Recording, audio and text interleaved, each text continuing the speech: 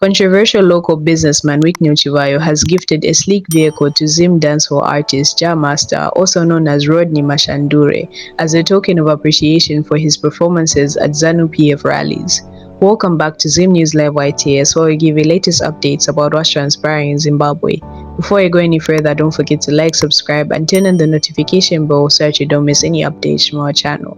Chivhayo has been on a spree donating cars. Since January, he has splashed over $5 million on high-end wheels to artists instrumental in ensuring President Emmerson Mnangagwa's electoral triumph last year.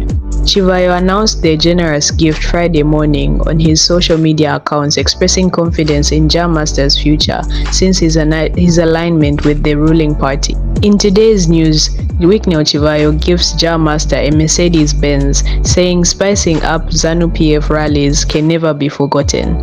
Let us know what you think in the comment section down below, and don't forget to like, subscribe, and turn on the notification bell so that you don't miss any updates from our channel.